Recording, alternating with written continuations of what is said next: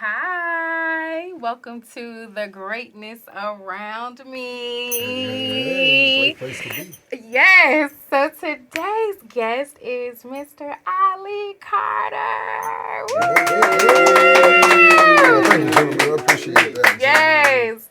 So if you don't know Mr. Ali, get to know him. Go ahead and Google this man because he is a phenomenal actor. And it's always nice when you come across a straight black male actor. No offense. Hey, lady, I'm not But offended at that at yeah, because all. I didn't grow up around a lot of black men who said they wanted to be an actor. It Oh, just, okay. I don't know, it had a little bit of a stain on it. Oh, did it? Yeah, just a What kind of little. stain? They just felt like, oh yeah, if you're a thespian, you're queer, Oh, and wow. it's a lie. Maybe And I think that's probably because of what, musical theater, maybe? maybe, maybe, and I'm Yeah, older, so right. back then I just don't know. Most of the And black men I knew we wanted met to in be the theater. rappers. We did meet in the Mm, theater. We were in a play together with Jasmine yeah, Guy as a director, yeah. and we had some real Kenny cool people. Leon's True Colors Theater Yep, Company. Kenny Did Color Leon. Museum, right? It was Yes. Color Museum, right? Yeah, Yeah, it yeah, was coming. You were the soldier. Well, you were other hmm people, Those other but people. Those other yeah. people. Wait, Yeah. so okay, let's back up. Let's back up. Where are you from? I am from Chicago, Illinois. Shout out, yes sir. Shout Chi-town. out in the house. Oh, so you used to the cold. You got good coats at Yeah. home, Oh don't you? man, I got nice coats. Y'all I got the almost won best. one in an interview. I was like, nah. You wasn't. It's like 80 degrees outside. See, Yeah. oh, so our 60 is your 80. Yeah. Oh, that's Yeah, 60. yeah, it's like Oh yeah, I feel like 61. 80. If I It's keep it the sitting with the 80. coat on. Right, okay, that's okay. So, how did you get to Atlanta? Oh wow. Like many men, I was drug here by my ex-wife. You know. Many men are Yeah. dragged. Yeah, I think so. I think so. But yes, but I come to love it very quickly. Okay. Um, Is your agent a here? quick 5 years, probably. Oh, that's it? I mean, it took about 5 years for me Oh, to for you to really get a get. comedy. Yeah, Okay, okay. yeah. And it was funny because when I first got here, somebody literally told me because I had came here with my SAG card, my actors equity, Like, you don't eligibility, need all of that. that. I'm thinking, right? But I didn't know I didn't need it once I got here. Mm, You know what I'm saying? I'm thinking I'm set. I come here, big fish in a small pond, but it wasn't like that. They were like, it's gonna take 2 years before you get in anything, and it was actually 2 years from the day mm. that I got in Color Museum. Actually, 2 years from the day that person was talking, that was like 2008, and I think we Yeah. did that in 2010, and that was the first play that I did after moving to. But I had just left off Broadway, had just left the That's what I was Goodman wondering. What was Theater your and some other background? stuff. Okay, Yeah, so you started with theater. I started with modeling actually. I can see that because you Can have the you see height. that? Yeah, you got the looks. You got Hey, the that's height. right. You That got the worked. swag. Your Mm-hmm. features are very Come on, model. keep it going. I take all of that. Let me You tell you, the know? way these women used to treat him when we got out of the show every night, Hey, they I be didn't on know. I didn't you. You know. didn't know. No, Oh, tell me about it that's though. better. Maybe that's why they like you more, cause he don't know. So, not only okay, so you did theater. Wait, you modeled. Yeah. How old were you started modeling? 20, like 22 maybe. Okay. About 22. Did you Yeah. go to college? I did. I went to West Virginia State for a little while. Virginia? Yeah, West Virginia State. West Yeah. Virginia. But Okay, like a this lot is of people, I all. got kicked out freshman year. It was just wilding and Like a lot of people, is yeah, that?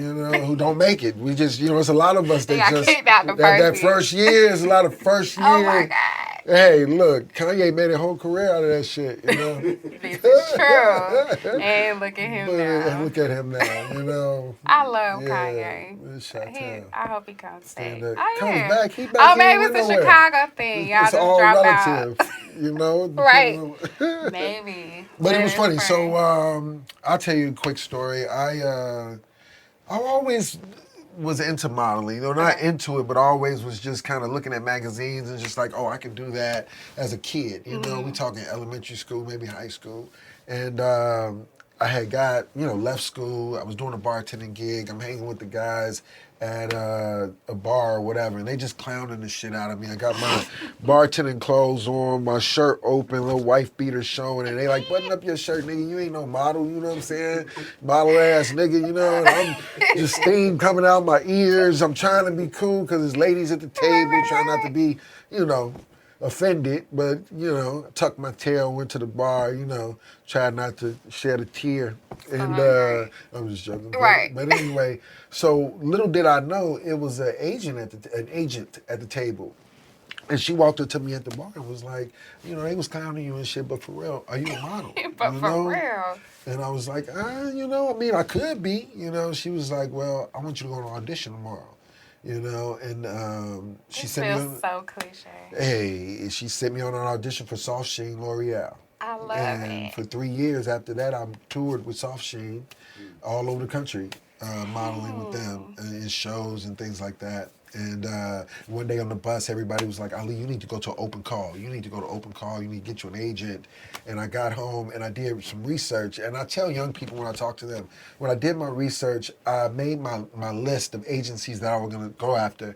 And I made it with the smallest agencies at the top and the bigger agencies at the bottom. And I was like, well, I'll just work my way up to the big agencies. I started these little agencies. And after I started looking at the guys and, who were signed to these agencies, I'm like, they ain't no different than me. Let me flip this shit. And I flipped the list and I put elite models at the top. That was #1 at modeling agency back then. And I went to that open call. It was 50 people in the room. And the lady went around the room. She said, I'm going to ask everybody, say their name, their height, whatever. And she said, anybody got any questions? I said, yeah, can we get this over with? And she was like, whoa, okay, we the largest model agency in the world. You gonna say this shit? So we all do our little name and shit. She say, because she told us sometimes we don't pick nobody, So she said, we're not gonna pick anybody today. Thank you all for coming, but I want you to stay, and pointed to me. I love it. Yeah, so I was right there, this boy from the South Side, so your boldness downtown. Stood out. I didn't even know, and when I got signed with my booking agent, she walked me to the booking agent, and I was like, well, what was it about me? And he was like, modeling is 30% looks and 70% personality. 70% everything else. It ain't got shit to do with looks. People come in here thinking that they beautiful and all of this. Ain't got shit to do with that. It's your personality. And from then, it was just like, just being genuine. And even in our business, acting in front of the camera, acting is, at least being in front of the camera, it's about what you're thinking about. It's about your thoughts. The camera is going to pick up what you're thinking. Theater, you got to play the emotion. Acting, all you got to do is think the emotion. And once you figure that out, whatever. You heard that, right? Dropping nuggets over here. Yes. To one of the best. Anyway. Yeah. So, wait. Okay. So, you did your modeling. So, then how the acting come in? So, with the modeling, I had booked, the first thing I went on was like a Captain Morgan ad or some shit. I booked that. And then I booked something else, like, right off the bat. And that same booking agent, Wade Childress, shout out to Wade, he took me upstairs to Stewart Talent. So this woman named Jane Stewart owned Elite Models, which was a franchise. That's kind of how they got so big around the world, right? Because it was like McDonald's. Anybody can own one. But she happened to have another agency called Stewart Talent, which handled her commercials, the kids, all of that other stuff, Okay. And then this high fashion division, which was Elite Models. So anyway, he walked me upstairs because he was like, I got this guy, he's been booking all this shit, these magazines and blah, blah, blah. And they were like, okay, we'll try him out. So they sent me on a Crest toothpaste commercial. It was a national Crest toothpaste commercial. I'm in there with, actors I had never seen before. They all like, oh, you brand new, man. This your first audition. Oh, you going in. I done this shit for 5 years. I ain't never booked no national commercial. You know what I'm saying? But just keep going. You may go on 100 auditions and not book nothing. They setting you up for They the set me fails. up, right? I booked it. You know, my Oh, first they hate audition, you. first national. Not everybody was cool because when I came back for my second audition, which was a national Budweiser commercial, everybody's like, "Oh, congratulations!" You know, man, that may have been a fluke. You know what I'm saying? Because you don't book, you know, man, don't nobody book no national commercial when they first time out. And so don't get used to this shit, whatever. I booked that one. My second commercial, I second love it. national, straight off the back, and they signed me to exclusive contract. My next audition, nobody spoke to me. Literally, no, I'm dead ass. No, dead ass. I come in, I sit down, I'm thinking people, hey, Right. what's up? I remember. Yeah. Motherfucker didn't say nothing. That's him. No, they You're didn't that say guy. shit. They like literally got up and went on the other couch and didn't say nothing. But I'm like, okay, this, It comes with the But then I territory. learned it's business show. It's not show business. I think that's one thing. If you want to get into this industry, you got to understand, like, you need to take care of your business. Yeah. It's not about, yeah. So as far as your business, you have an agent, I do have an agent. you have a manager.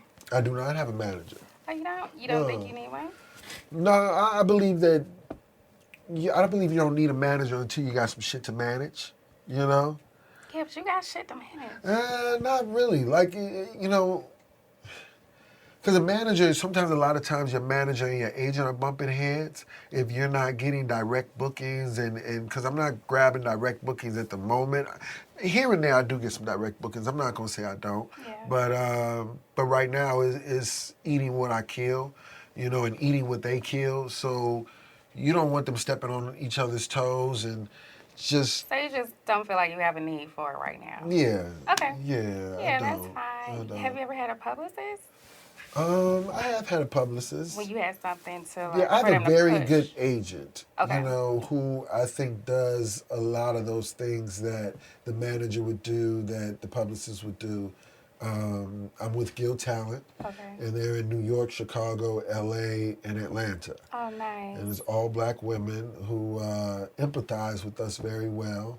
Because I've been with other agencies who didn't really empathize, and where you're really you're just another, curly haired, 6'4" black guy on the roster. Oh, just another instead of Yeah, common literally, they got cat? 6 that look just like you. Okay. No, you get in the business thinking you're unique and you're not. Yeah. That's why the only thing that you need unique at is being yourself. That's why I do teach a little bit, coach a little bit. So that's one thing that I tell my students is, look, the only thing you can be real at is being you. So, and that's what they want to see. Like they can, Yeah. I like that. they gonna get a whole bunch of people coming in the audition being what they think they want to see. Right. But they don't know. But nobody knows. The fucking casting director don't even know what he want to see till he see it. Right. Right. So. Okay. Okay, so we went from modeling to your first auditions, booking, having that success, and then wait, So then after the commercials, so I booked a lot of commercials, McDonald's, the whole nine, whatever, and I'll go to my agent and I'm like, well, how do I get better? Because if I'm booking these things, okay, I must be good at this, but I heard somebody say that commercial acting wasn't real acting. So I'm like, okay, well, how do I be a real fucking actor then? And then they talked about theater. Chicago's a big theater town, and nobody really took you seriously unless you did theater. So I asked my agent, I'm like, how do I get better at this? He's like, go take a class in the theater. So I'm like, all right. I go to the theater in the neighborhood, 75th. Shout out to ETA Theater in Chicago. A lot of people start out at ETA. It's this huge community theater. But anyway, so I go to ETA. I'm like, yo, I want to sign up for this class. The guy, he says, that's behind the counter. He's like, yo, look, man, go audition. We got to audition tomorrow for this basketball play. You tall, you should audition for it. I'm like, I've never acted before. I've just done commercials. It's like, it's okay, man. Just audition for it. A lot of people just come in here and audition for stuff. I'm like, all right. So the next day, I come to the audition, I do it, and I book it. The lead role in this play. Yeah, your story is awesome. Hey, man. So I'm like, okay, I must got something, Right. And I just started booking play after play, and so that's kind of what brought me to Atlanta. I had booked a play called Ruined, by Lynn Nottage. I was original cast of that. We did it with Manhattan Theater Club and the Goodman Theater in Chicago. Okay. And the Goodman Theater is one of the largest theaters in Chicago. It's like if an actor, it's like booking the Alliance Theater here. You know, if you do the Goodman, you know you good. You know, in the theater industry, you can like write your ticket in our eyes, you know, in the black theater world. You like, oh, nigga, you did a good one? Oh, you straight, you know? So so I thought that, and my ex-wife, she felt that if I was doing these plays and flying to New York doing these plays, I can live anywhere.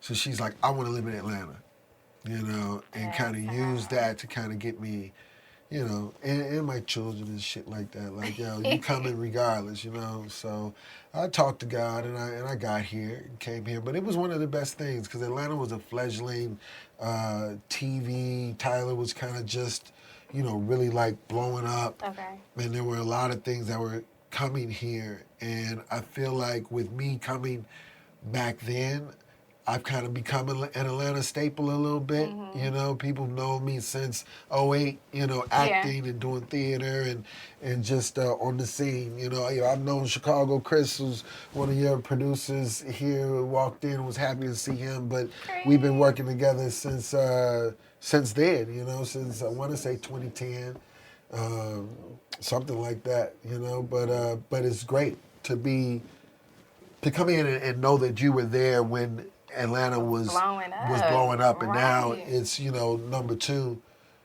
if not number 1 in the country as far as projects being produced right now. So.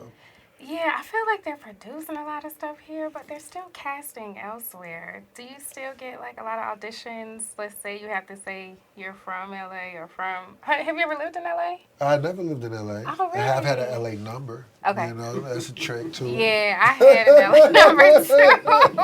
I did too. You know, hey. But you know it was funny because I lived in LA for a couple years, but when I was there, I kept all my auditions were here. Oh, wow. I was like, what am I in LA for if they want me to keep saying that I can work locally from Atlanta, you know? So that's kind of what brought me back. And I think For Color Girls was coming back out. Then I did Color Museum with Jasmine. So that definitely brought me back to Atlanta. Just, you know, and I ended up getting an agent here. I was like, let me just go back home. Oh, wow. But you spoke about Tyler. You worked with him? Yeah, actually, recently I just did Sisters, season 6, episode 11. Okay, 6'11" Sisters. We gotta check that out. That was a lot of fun. But I also did Meet the Browns back in the day. You did? Yeah, that was one of the first projects I did when I got here. TV My projects. stepdad loves him. Yeah. He feels like he's one of But the best story characters. on that, I got a story for that. I get on set and I was booked as an extra. And I'm thinking like, you know, I see $35 on the thing, and I'm like, wait a minute, I'm SAG, you know? So I go to production, I'm like, yo, I'm SAG, I see this rate, but, you know, do I get the SAG rate? Right, and they like, right. nah, baby, this is a right to work state. We don't do that We here. ain't paying for it. Yeah, we don't do that here. We don't do that here. That's what you're getting, you know? So the line was her line. I didn't have a line. I just come to the door, and her line is, what's wrong, baby? Cat got your tongue. So as an actor, I interpret that like I'm supposed to, I did act like something got my tongue, right? So I get to the door, she opens it, and I'm like, man, yeah. And they say, cut. You made a sound. That's a line. Whoa, you made a sound, right? That's a line. So, Big John, I'm sure everybody, a lot of people know Big John behind the camera and DP. Okay. But anyway, he was a PA back then. And he walks up to me and he's like, yo, man, look, you were hired as an extra. Don't say nothing. You know, you don't say shit. Don't say nothing.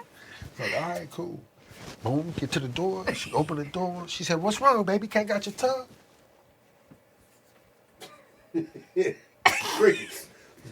Crickets, right? Cut. Tyler stand up, they talking and Roger. They liked your ass. Man, hey. They say, Ali, go back to the way you were doing it. Yeah. You know? So that's the upgrade right there. Right there. So they say, okay. Yeah, so then they say, Tyler says, Ali Amin Carter, welcome to Tyler Berry Studios where dreams come true. You've just been upgraded. And I went from making $35 to $1,035 that day. Yeah, that's a good story. You never know. You just gotta go with But it. it goes back to what you were saying too, with them not knowing what they're always looking for, right? Hey, you know? You give them a line, you were ready to give them something, they were like, yeah, let's roll with this. It's your interpretation, and you can't be scared to give your interpretation. You gotta give fucking something. You know, I'd rather, one of my mottos, I'd rather ask for forgiveness than permission. You know, it just is what it is. I'm gonna, Yes. I'm gonna touch it till you tell me don't touch it no more. You know, I mean, That's such a man line. It's such a man's way. Hey, that might be the Scorpio in me. I don't know. But you Scorpio? I am a Scorpio. Happy Thank birthday. you. It's Scorpio Scorpio season. I am not. You're not? Scorpio, I'm not a Scorpio. Oh, no doubt. Yes. No doubt. I'm a Pisces. Oh, you are? We're That water. makes sense. We're water signs. But I don't know why I thought you were like an Aries or Scorpio or something. I got like that. fire in me. You do. That's you why. really do. But I'm so water. Yeah, what? That's interesting. But how's it been with having your children? You know, like being a parent in this industry. Do you just leave them at home by themselves? No, I've actually brought them to rehearsals and auditions and all kinds of stuff. And I think it's kept me going through the years, you know. My mother was a teacher. Okay. And she's big on education. And I think that it was kind of a disappointment that, you know, I didn't finish school and didn't go that route as far as the traditional route, you know. And a lot of times when things aren't going or weren't going, you know, she's like, how long are you going to give this, you know? And I'm like, well, shit, I am an actor. Right. Like, that's who I am. I'm going to do this till I'm 80. And she's like, well, dreams deferred. Fuck that. You got a family. You know what I'm saying? Fuck your happiness. You go get a job. I don't know. You know what I'm saying? That kind of thing. And but I've always told her, I'm like, well, if I don't go after my dream, then what am I teaching them? Yeah. I'm teaching them that there's an out. Like you don't have to go after your dream. You can, work the 9 to 5, be miserable, get another 9 to 5. She would always tell them, you go to school to get a job, and then you go to school some more to get a better job. You go to school some more to get an even better job, and it's like, I have to come back and I say, well, you're paying, I don't mind you going to school. Like, I want you to go to school and get an education, but are you going to school to be an employee or an employer? You paying all that money to be somebody's employee? I know. Or are you paying all that money to be somebody's employer? So, and I have entrepreneurs. A few of my children are grown now, and they are entrepreneurs. And I think that, just coming back and kind of teaching those things, and I feel like they are searching for their purpose and searching for, what brings them joy and happiness and not just a job to get a job to get a job to get a job, Exactly. And if the job is something that you love and you want to do, hey, go ahead with it. I'm all for it, For sure. Okay, so all those are good lessons, and it sounds like you take your same attitude with getting it in your industry, but also teaching your kids, like, get it. You have nothing to shy away from in this world. Like, YOLO. Yeah. YOLO. YOLO. You I only say live YOLO. once. You only live YOLO. once. But what I also got to learn, because, and just real quick, somebody reached out to me back in Chicago, the young brother of one of the guys I used to kind of hang with, right? Mm-hmm. And he's like, Ali, man, I seen you, I saw your movie, seen you on TV, congratulations, woo, woo. Oh, I'm just out here. We still out here, but great for you, And I had said something like, because I didn't understand what he was talking about, he was like, nah, I'm just saying we still out here on the block, you know what I'm saying, doing our thing, but it's great for you, And then I said, hey, life is what you make it, something like that, some corny shit. I didn't know it was corny till he set me straight, and I'm thinking I'm gonna give this cat, some knowledge, just like, yo, life is what you make it, whatever. And he's like, yo, we ain't gonna do that. He literally texted me like, we ain't gonna do that. But yo, keep doing, keep going. Proud of you. Wow. So hey, so you gotta You got to meet people where they are and understand, like, yo, you can't preach to every fucking body. You know what I'm saying? Some people, it's like, yo, this is their world, this is their reality. I always say perception is reality. You know, your perception of you is your reality. So I can't never make my perception of you your reality, and your perception of me can never be my reality. But I still think it's unfortunate that he separated you from him. Because in my eyes, if you come from the block, you from where we from, and you make it, we made it. You know what I'm saying? I can't Yeah, but separate. cats don't always see it like that. You know, like Yeah. I know his story. You know, I know, his, I know his mom, how his mom passed. I know, grandma raised him, this, that, whatever. So I can't press him on that. Like, you can't. You can't. You can't. His journey is his journey. But I can be an example. For sure. You know, that's why I don't like how, Obama is who Obama is, but, how people get on him. Like, we needed that example. It don't matter what the fuck he did while he was in there. We needed that example. We did. We needed to just fucking see it. You know what I'm saying? So I need to learn. I don't need to be so preachy, because that's even with my sons and my kids. I'm real preachy sometimes, like I'm always trying to give a nugget. And a lot of times we need to understand we just need to be the image. Just go out there and, one of my sons checked me like, Dad, you know all these people, you got all these connections, but almost like, nigga, what's up with you? Like, why, what I'm saying? He ain't nobody, what the fuck? They had to slow me down a little bit. Like, wait the fuck, did you just, this motherfucker just ran me, you know what I'm saying? Like, but that's what you taught him to do. Yeah, I did. Right? And I did teach them to analyze and, just don't take things for face value, whatever. And don't be afraid to call somebody on their shit. And he definitely called me on my shit. So, you got to step the fuck back and sometimes shut the fuck up and just put in the work. Yeah. And just be the example. You ain't got to talk about it, So I'm in that be the example phase right now. I'm grinding. I got about 7 things on TV right now. Just did a movie for BET Plus called Cruel Encounters. Okay. Which is real dope. Got some great people in there. Vanessa Williams, Candace from Housewives of Potomac. I got a movie on Tubi that's kind of been a cult classic. I get stopped for it. It's called Twisted House Sitter. Okay, And I'm in part 1. They got a part 2 of Vivica Fox now. Okay. I'm in the new season 2 of Swagger on Apple TV. Yeah. And that's Kevin Durant's show, kind of loosely depicted about his life. And I play his mother's boyfriend or her love interest. Okay.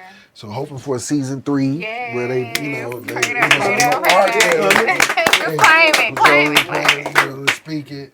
And I got another one on Apple TV called Lady in the Lake. We're not sure when that's going to come out. Okay. But I play opposite Wood Harris. And they got some great scenes. 2 Southsiders on that. Oh, yeah, right? Man, it was great working with him, man. Just sitting there, and then you realize, like, he'd say something like, man, Pac used to be like, you're like, wait, hold on, the fuck? You forget you sitting next to a legend. Right. Right, who has worked with some legends. Man, worked with some legends. I did a show, it ain't one of our shows, but it's called The Good Lord Bird, and it was on Showtime, and I played Louis Leary. It was about John Brown. You familiar with John Brown? Dick Gregory's favorite white man. He killed a whole bunch of people at Harper's Ferry. He was trying to do a slave revolt and at Harper's Ferry, and Louis Leary was one of the abolitionists that came to fight with him there. But Ethan Hawke played John Brown.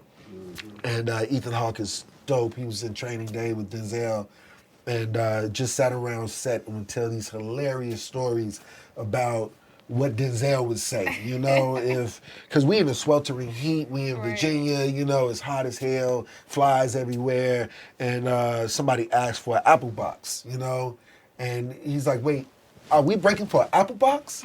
For fucking apple box? Do you know what Denzel would say if we were waiting for an apple box? And then he would go into this Denzel impression, you know? And that's when you realize, like, you're just grateful. Yeah. And then you're working with these legends and you're just soaking it all in. And, you know, yeah, whatever. And that's kind of why we do it. Yes. But anyway. Nurturing the greatness around us. Hey. Yes, there you giving go. thanks for that. But thank you so much for being an example of what greatness looks like and talking to us about your journey. And I look forward to hearing some more stuff No that you'll doubt. be doing. Well, thank you for creating this platform Yes. and, you know, keeping your friends around and always showing love.